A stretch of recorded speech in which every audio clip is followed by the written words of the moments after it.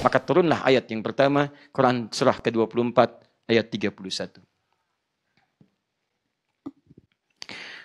Qul lil mu'minati yaghuddna min absarihinna wa yahfazna furujahunna wa la yubdina zinatahunna illa ma dhahara minha wal yadribna bi khumurihinna. Ini poinnya. Dan katakan Muhammad sallallahu alaihi wasallam pada perempuan-perempuan yang beriman saja. Ibu tolong fokus di sini ya. Dan akhwat muslimah dimanapun Anda berada. Kalau ada ayat Quran berisi perintah ditujukan dengan kalimat iman, artinya bukan cuma perintah nilainya, tapi iman kita dipertaruhkan di situ. Jadi kalau ada yang melanggar ketentuan itu, bukan cuma dosa, ini menunjukkan indikasi bahwa imannya dalam keadaan lemah pada saat itu. Ingat baik-baik ya. Ini patokannya. Kalau ada ayat Quran dibuka dengan kalimat iman, maka informasi di ayat itu sekaligus menunjukkan indikator tingkat keimanan kita. Misal, kalimat iman pertama di Quran disandingkan dengan salat. Quran surah kedua ayat ketiga. Alladzina yu'minuna bil ghaib wa yuqimunas shalah. Salat disandingkan dengan iman. Artinya, penegakan salat, pelaksanaan salat sekaligus jadi indikator tingkat keimanan kita. Kalau Anda sedang semangat salat, berangkat ke masjid, jamaah, saf pertama, tandai teman-teman, iman Anda sedang kuat. Anda mau tahajud saat orang nonton bola, Anda tahajud. Saat orang sibuk, Anda duha. Saat orang sibuk di luar, Anda ke masjid. Itu tandanya iman Anda sedang menguat di situ. Tapi kalau kira-kira dalam ada kondisi Anda malas ke masjid, malas bangun, senang dengan lawannya, itu menunjukkan iman sedang bermasalah. Dan ayat tentang perubahan keadaan perempuan dibuka dengan kalimat iman. Artinya, mari kita lihat ukuran tingkat keimanan perempuan dan Anda bisa ukur pada keluarga Anda di rumah. Jangan tunjuk orang lain dulu. Jangan-jangan satu telunjuk menunjuk pada orang lain dan tetangga, tiga menunjuk pada keluarga Anda. Lihat baik-baik. Wa qul lil mu'minati. Katakan pada perempuan-perempuan yang masih merasa punya iman.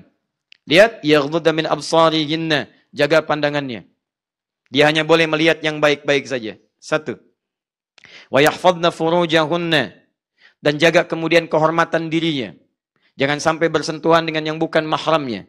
Jangan sampai mudah kemudian untuk menjual keadaan dirinya.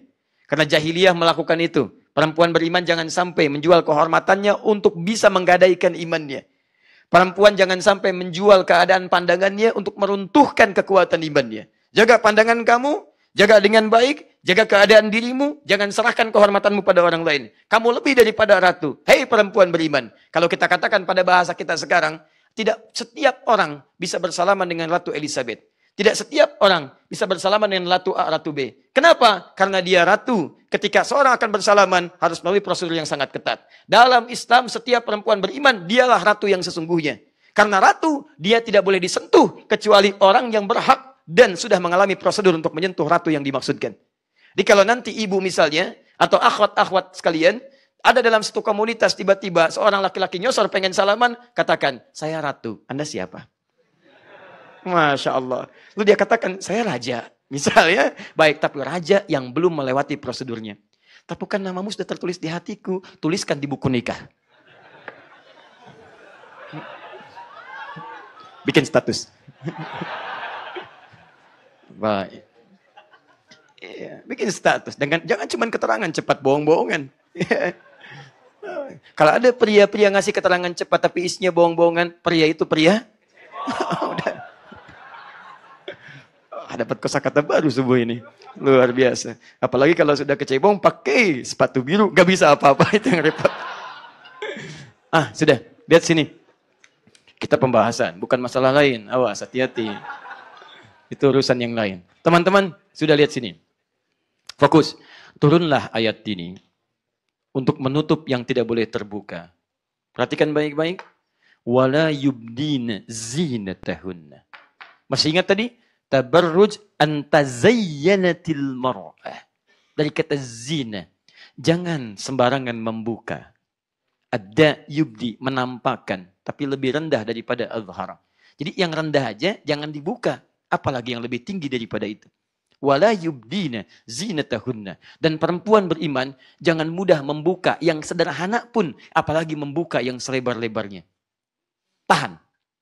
Jangan sembarangan dibuka. Illa ma zahara minha. Kecuali memang yang boleh dan biasa terbuka. Illa ma zahara minha. Jadi perempuan lewat ayat ini tadi dituliskan aurat, suatu yang terbuka. Diminta oleh Allah menutup auratnya. Kecuali kemudian boleh yang terbuka karena interaksi keseharian yang terbiasa nampak. Jadi tertutup, tutup dengan tirai supaya tidak kelihatan nampak. Dalam bahasa Arab sesuatu yang ditutup halus disebut dengan satar namanya. Kalau tutupnya kuat disebut dengan hijab namanya. Baik, ini ada kan suka ada penutup ya dalam kajian misalnya kan laki-laki perempuan. Kalau penutupnya seperti gorden itu satar namanya. Satrun. Kalau penutupnya dari triplek yang sama sekali nggak nampak kesananya, ya kasar misalnya begini, itu hijab namanya. Perhatikan bahasa-bahasanya. Satrul aurat, bukan hijabul aurat. Kalau hijab pakai triplek. Wah, kalau sarung tangan dari triplek gitu kan. Masya Allah luar biasa. Pakaian dari triplek. Wah, kepalanya topeng baja. Misal kan. Nah, itu hijab namanya. Kalau ini satrun. Perhatikan detil. Diksinya tuh pas banget. Jadi kalau ini bukan perkataan-perkataan yang memang sudah muncul dari nilai kefasihan, mustahil akan hadir di sini. Satrun. Disatukan dengan aurat, muncullah istilah di sini dengan satrul aurat. Ayat pertama turun di Quran adalah ayat yang menjaga kehormatan perempuan, satrul aurat. Mencegah dan menutup segala yang tidak boleh tampak. Satrul aurat.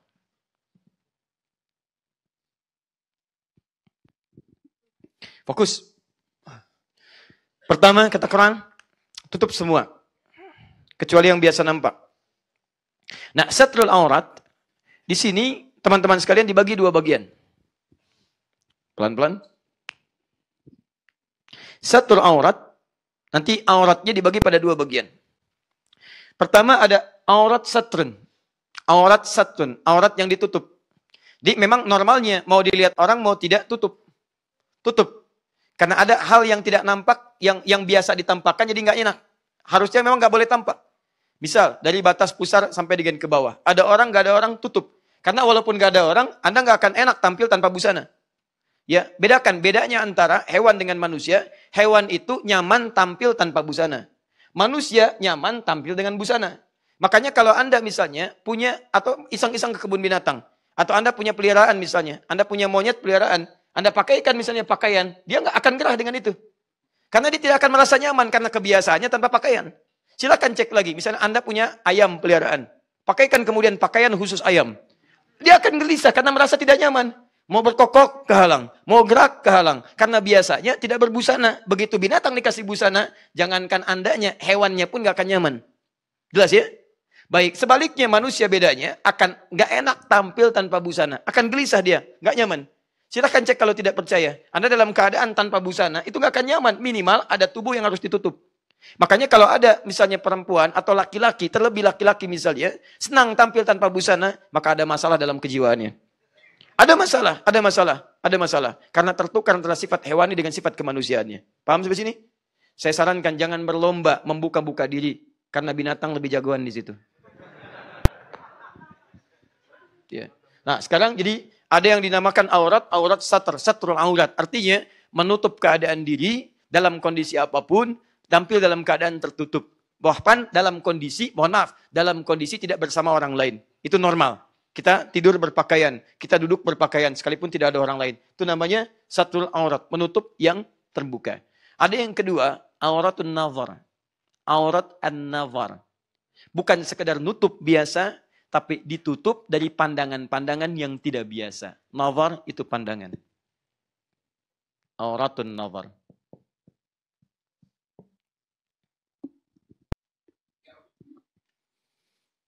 Sudah? Nah, fase pertama, wala yubdina zinatahunna illa ma dhahara minha. Jangan tampakkan, jangan tampilkan kecuali yang biasa nampak. Biasa nampak itu ada kalanya sendirian, ada kalanya kemudian di hadapan orang banyak. Kalau sendirian, tutup. Jangan berlebihan, jangan dibuka semua. Kalau di hadapan orang yang banyak, silahkan. Anda tutup dengan baik, dan ada yang nampak yang biasa dilihat. Tapi hati-hati kata Quran, ada yang kedua isyaratnya. Auratun nazar, yang terbiasa orang menelisik untuk melihat itu lebih dalam. Maka dalam konteks inilah kemudian, Quran menurunkan kalimat selanjutnya untuk membatasi yang biasa diamati oleh orang lain. Wajah, bagian kepala, Kadang-kadang ingin lihat, ini siapa dia, ini siapa, ini itu, dan seterusnya. Maka turunlah kemudian, wal yadribna bihumurihinna. Hei perempuan, itu rambut kamu sering diamati. Bagian kepala kamu sering dilihat. Bagian leher kamu sering nampak, kelihatan, sehingga jadi tertarik sebagian orang. Mulai hari ini, tolong tutup itu dengan kerudung. Wal yadribna bihumurihinna. Turun ayat kerudung. Tutup. Kerudung. Ya. Lihat fasenya. Lihat fase awalnya. Tidak langsung kemudian pakaian menutup keseluruhan terlebih dahulu. Kerudung. Tapi tidak sampai dengan kerudung saja. Karena ada kalimat juyubihinna. Sampai ke batas bagian tubuh. Tubuh bawah artinya menutup leher. Jadi yang diminta oleh ayat ini bukan sekedar kerudung bungkus. Bukan. Anda tahu kan, kalau misalnya ada barang dibungkus, bungkus. Jadi gitu kan. Tidak, ini bukan cuma bungkus, bedakan bungkus dengan tutup. Kata Quran, tutup dengan kerudung sampai melewati lehernya. Minimal pada batas tubuh. Jadi awal-awal pakai kerudung, leher jangan kelihatan. Jangan sampai kemudian kerudung dipakai begini, lehernya nampak begini misalnya. Jelas ya? Nah ini fase awal ayat pertama turun. Saya bacakan satu keterangan yang sangat baik sekali. Saya simpulkan di sini. Ini pada hadis riwayat Al-Bukhari. Nanti teman-teman saya coba titipkan ini ke panitia. Jadi nanti bisa dikopi oleh teman-teman sekalian di kesimpulan 4 mazhabnya. Nanti saya bacakan di akhirnya. Baik, saya langsung bacakan. Lihat di Al-Bukhari nomor hadis 4759. Ya, saya bacakan hadisnya. Lamma nazalat hadhil ayat wal yadribna bi khumurihinna ala juyubihinna. Ketika turun ayat ini tentang kerudung tadi, akhadna uzrahunna fashaqqahunna min qabal hawashi fakhtamarna biha. Maka ketika ayat itu turun, semua perempuan-perempuan beriman ingin membuktikan keimanannya di hadapan Allah. Maka mereka berebut mencari kain-kain yang mungkin didapatkan. Bahkan disebutkan di sini, min qibalil hawashi. Tidak sedikit dari orang yang perempuan yang merobek kain selimutnya. Hanya untuk sekedar membuktikan imannya di hadapan Allah subhanahu wa ta'ala. Anda bayangkan, sifat orang-orang beriman pada masa itu. Begitu turun ayat, nggak nanya. Kok ditutup ya? Ya. Kok begini ya? Ya. Kok begitu ya? Ya. Baik teman-teman, tiba-tiba apa yang terjadi? Yang jadi pertanyaan mereka hanya satu. Apakah keimanan saya benar diakui oleh Allah subhanahu wa ta'ala atau tidak? Maka mereka berlomba membuktikan keimanannya. Bukan masalah kerudungnya. Bukan masalah kerudungnya. Tapi masalah imannya, itu poin pentingnya. Ya itu yang penting, saya dapat pengakuan dari Allah. Mau kerudung begini, kerudung begitu, itu persoalan yang lain. Maka ada yang merobek selimutnya. Ada yang merobek spraynya. Ada yang merobek kainnya. Demi apa? Demi membuktikan keimanan di hadapan Allah subhanahu wa ta'ala. Zaman dulu nggak punya kerudung, robek selimut. Zaman sekarang, kerudung apa model yang tidak ada? Kerudung apa? Sekarang terbentang.